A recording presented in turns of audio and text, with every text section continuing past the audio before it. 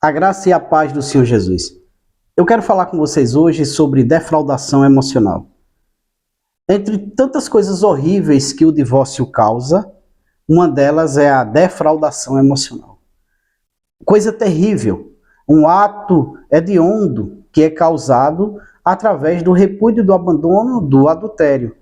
E isso é uma coisa que tem ferido muitas pessoas, tem rasgado o coração de muitos e alcançado até os seus filhos, prejudicando profundamente os filhos nessa relação. Bem, a palavra do Senhor diz em 1 Coríntios, versículo 6, capítulo 6, do versículo 9 em diante, diz: Não sabeis que os injustos não herdaram o reino de Deus? As pessoas que praticam a injustiça com certeza não hão de herdar o reino de Deus. É o que a Bíblia fala. E não adianta vir com aquele argumento e dizer, mas se arrepender. Está falando da prática contínua dessas pessoas, onde com certeza não há arrependimento. Sem arrependimento, não há perdão. Diz o seguinte: não sabeis que os injustos não herdaram o reino de Deus? Não erreis, nem os devassos, nem idólatras, nem adúlteros, nem os efeminados, nem sodomitas, nem ladrões, nem os avarentos, nem os bêbados, nem os maldizentes, nem os roubadores herdarão o reino de Deus. Herdarão o reino de Deus. Aqui o apóstolo Paulo fala de uma classe de pessoas que não ama a si nem ao próximo. E Jesus Cristo disse que a lei se resume em 2 mandamentos. Amarás o Senhor teu Deus de todo o teu coração, de toda a tua alma, e amarás o teu próximo como a ti mesmo.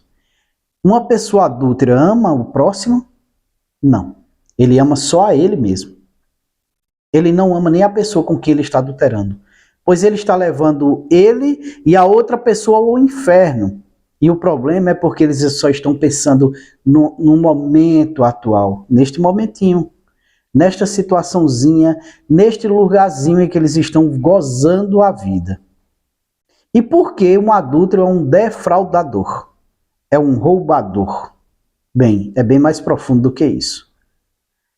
Em 1 Coríntios capítulo 7, do versículo 3 em diante, Paulo diz o seguinte: o marido pague à mulher a devida benevolência e da mesma sorte a mulher ao seu marido.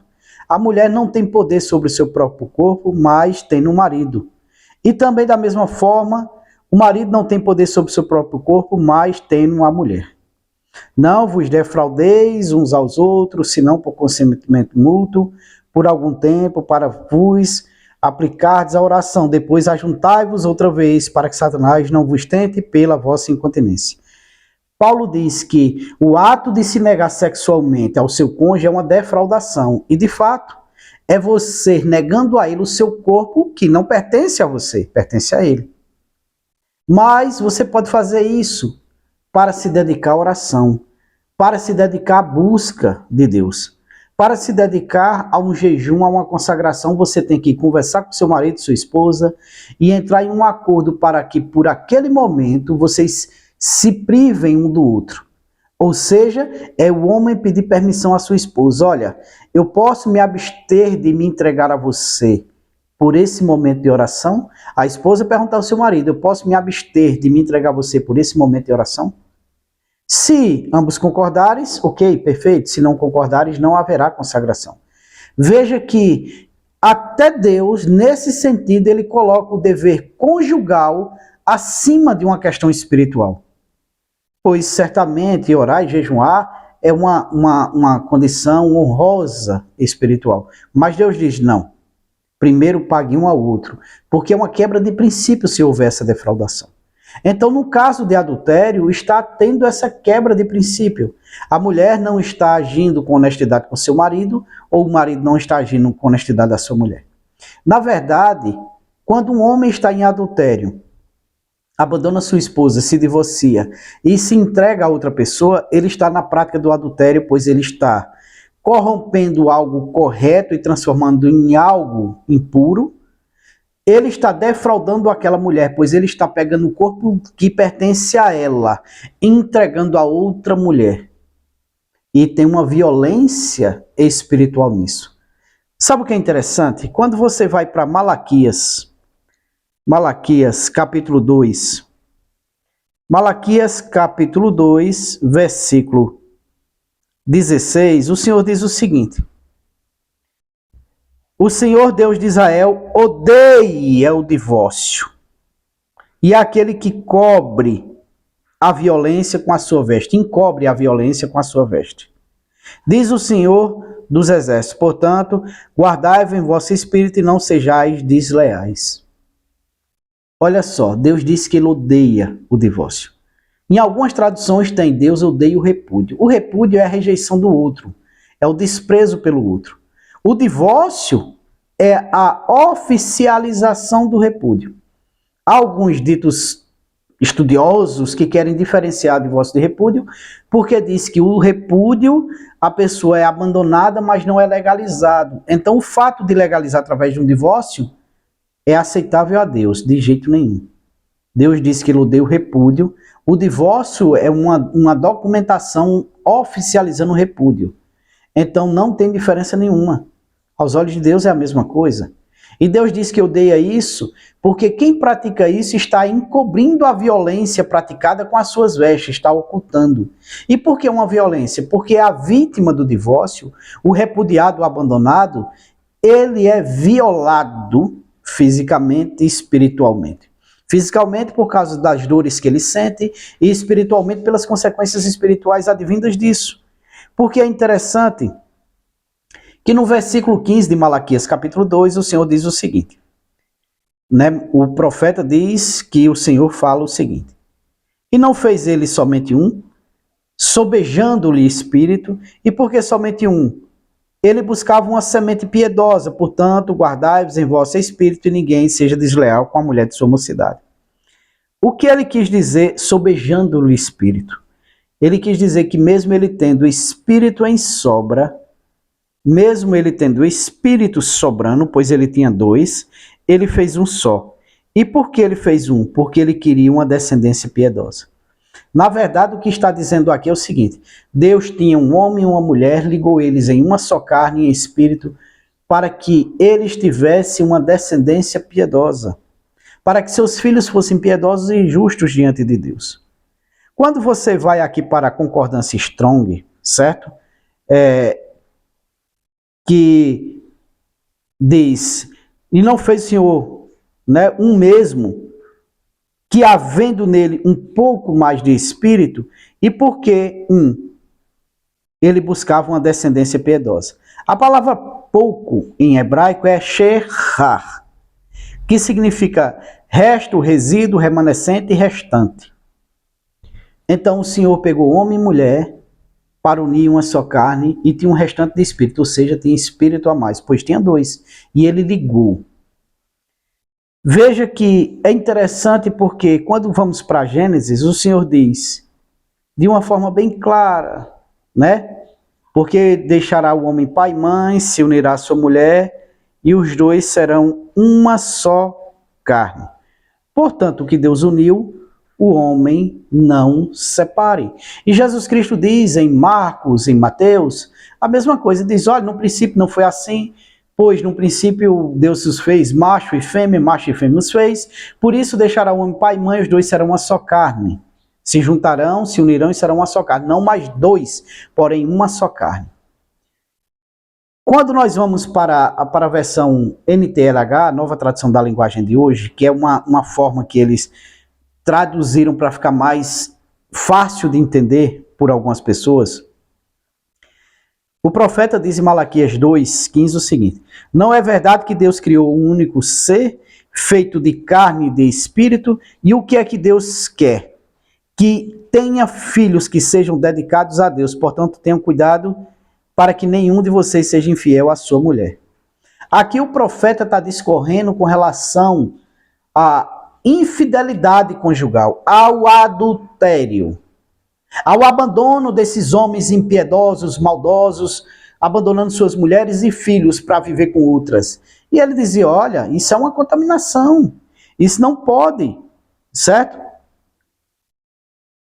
Olha, no versículo 16 de Malaquias capítulo 2, versículo 16, diz, pois o Senhor Todo-Poderoso, Deus de Israel, diz, eu odeio o divórcio e eu odeio o homem que faz uma coisa tão cruel assim. Portanto, tenham cuidado e que ninguém seja infiel à sua mulher. Deus disse que ele odeia o divórcio, uma pessoa que faz uma coisa tão cruel assim, que Deus odeia quem pratica o divórcio. Como pode um pastor, bispo, presbítero, diácono, seja lá o que for, dizer que Deus o ama e o aceita ele praticando tal coisa? Deus disse que odeia essa pessoa praticando isso. Ah, mas nós estamos na graça. Por acaso a graça permite você viver de uma forma tão cruel e maldosa? Não, seu filisteu incircunciso, Deus não permite. Não permite, porque Deus não mudou. Deus é o mesmo ontem, hoje e eternamente. Agora, qual é a grande questão? Se os dois são uma só carne, se os dois estão ligados, se os dois estão presos uns ao outro, né, em corpo e espírito, conforme diz, apesar de serem dois corpos diferentes, estão ligados, certo? Quando um homem trai sua esposa, quando a esposa trai o seu marido, eles estão cometendo uma violência contra aquele. Além de promover nele a síndrome do coração partido, aquela dor excruciante da alma, ele também causa uma questão espiritual, um abuso sexual espiritual, uma violência espiritual através do sexo. É como se aquele homem que estivesse deitando com outra mulher, ele estivesse violando a sua esposa. Ele estivesse entregando sua esposa para ser violada por outra. Uma mulher que entrega seu corpo a um homem que não é seu marido, ela está violando o corpo do seu marido, espiritualmente falando, através daquele homem. Aquele homem que se deita com ela viola o corpo do seu marido todos os dias, todas as vezes que tem relação. Pois é isso que o adultério é. Por isso que a pessoa que foi abandonada e repudiada sofre tanto. Por isso dói tanto, por isso traumatiza tanto, por isso é uma dor excruciante, por isso é que rasga o coração e a gente sente a alma ser rasgada. Por causa disso. E muitos ignoram essa realidade, simplesmente vivendo do jeito que quer, fazendo do jeito que quer, porque acham que tem o direito de ser feliz. Porém, o Senhor diz que em 1 Coríntios, né, como foi lido, 1 Coríntios 6, versículo 9 em diante, eu vou ler novamente aqui, né, para que fique claro. Por isso o Senhor diz o seguinte: os injustos não hão de herdar o reino de Deus, nem os devassos, porque uma pessoa que pratica isso é um devasso. Uma pessoa que pratica o adultério faz isso, abandona a família e vai ver novamente, por mais que tenha uma certãozinha de divórcio, ele é um idólatra, porque a idolatria e o adultério para Deus é a mesma coisa, certo? A pessoa é adultério, a pessoa é um ladrão, pois está roubando o outro, pegando o corpo que pertence ao outro, entregando, é um defraudador, certo? E essas pessoas não hão de herdar o reino de Deus, a menos que se arrependa, se converta e abandone essa prática. Aí aquele que fica no deserto, que aprende tudo isso, ele não se entrega a outra pessoa, ele vive uma vida casta. Por quê? Porque ele ama tanto aquele outro, que ele não é capaz de cometer essas atrocidades com o outro. Não se trata mais da nossa vontade de ser feliz. Não se trata mais de nossa vontade e de nosso prazer. Se trata de obediência a Deus.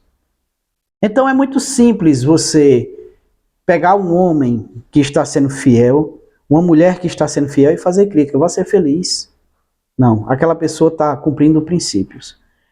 E muitas vezes, quando há uma separação, algumas pessoas maldosas, né, que vivem uma vida que não agradam a Deus, olham e dizem: muito bem, ainda bem que ela deixou fulano, ainda bem que fulano deixou ela.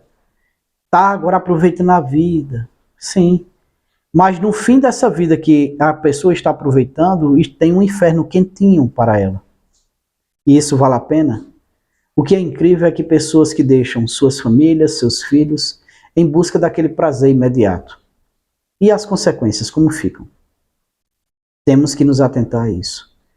É por isso que o adultério é uma defraudação emocional, uma defraudação espiritual. E todos aqueles que a praticam irão prestar conta delas. Que nós possamos andar diferente e orar para que isso cesse na vida dos nossos cônjuges. Que possamos aplicar nosso amor a eles para que eles sejam resgatados. Que o Senhor conceda o desejo do teu coração e te faça feliz e próspero, em nome de Jesus.